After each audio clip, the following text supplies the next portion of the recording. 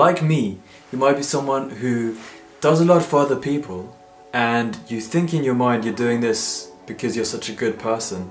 But in reality, often we help people because we expect something back.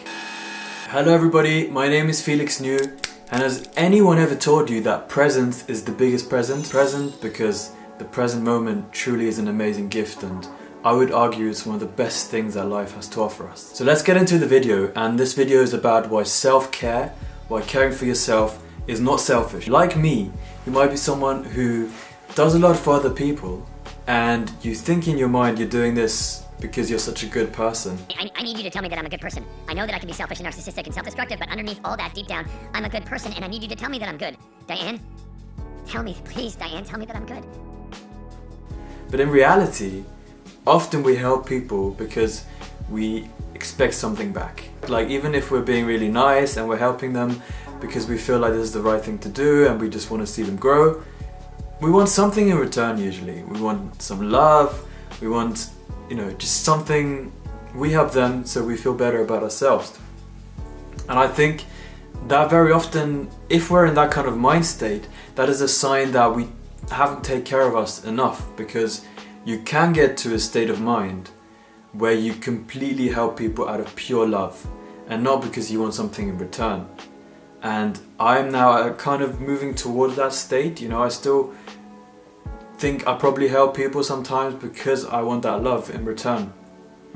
But I'm more and more moving towards that, and I also want to help you. If you're not there, move towards that goal. You can only really help people once you're well yourself. Right? Like when you take care of yourself, you're going to be less stressed, you're going to be more compassionate, you're going to be healthy, you're going to be happy, and that's going to then rub off on other people. But if you're not well and you keep trying to help people, but in the same time kind of destroying yourself, you're not going to be there for people in the best possible way. And maybe there's going to be a time where you just need to completely shut off for yourself, and then no one's going to be able to have your help. Your family needs your help, your boyfriend, girlfriend needs your help, your friends need your help, and you need to be your strongest version for them. So if that means in the short term taking a little bit of a step back so that then you can be there for them in the long run, so overall you're still giving so much to them in the best possible way, out of love, remember, not out of trying to receive something. That is what it's all about. And my really good friend Donald from Chicago actually was a very good example for this. He weighed a lot more than he does now, and he realized that in order to be there for his family and friends and just to be well and take care of himself, he needs to lose some weight. So I'm gonna put a picture here of his transformation, and you can make up your mind if that's impressive or not. So all this comes down to is setting boundaries, knowing when your boundaries are reached and enforcing them. Taking care of yourself, making self-care a priority. And how do you take care of yourself? How do you even do that? What? Do you get a haircut? Do you get your nails done if you're a girl? You can do, but there are many ways. So a very important one is meditation. Maybe you're already sick of people telling you to meditate, but there's a reason why they say it. The delivery might sometimes be a little bit annoying, but it's just the best way to calm your mind. And because our thoughts are so self-destructive at times, taking care of our mind, relaxing us, is just such an amazing way to care for our well-being. Taking a walk, being in nature, with other people, or ideally I would say by yourself, because then you can really be present. Taking the different smells, taking that fresh air, see how your feet feel when they're walking on the ground, the noises that you make. This might sound really boring, but once you really do it, it's so amazing, and I would say it's fun. Practice some emotional self-care. So this can be with meditations, this can be with reading about ways how to better deal with your emotions, or even taking that next step and actually seeking a therapist, because they can really help you to care for yourself in the most amazing way. Then one that I definitely want to get into more is journaling. It really helps to write down your thoughts, because that makes you feel that although you're not speaking to someone, you're actually being heard. There's a massively powerful thing about writing your thoughts down and Once you do it, you will see what I mean. I don't need to explain much about it.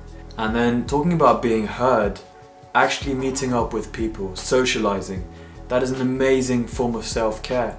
And not just socializing with the idea of helping each other, but just socializing with the idea of being together, feeding off of each other, being here, being present, enjoying this life, relaxing, just being loose. That is an amazing form of self-care, because you don't want to be locked indoors all day, because that's when your thoughts generally become a lot louder. So what are you waiting for to take better care of yourself? Because it's not selfish. You're actually helping other people by first looking after yourself, because you need to be in a good state in order to help other people better. So this means saying no when you mean no, and not saying yes when you mean no, because that's what many of us do, and then we get ourselves into situations where we need to help people when really we don't want to do that, and we just want to take a step back, and it would be draining for us, right? So we need to take that self-care, take care of ourselves. It's not selfish. It really is not selfish. And remember, people can't always read your mind. So in a situation where you need to act in a self-caring way towards yourself with some self-love, a situation that's not good for you, other people might not know that.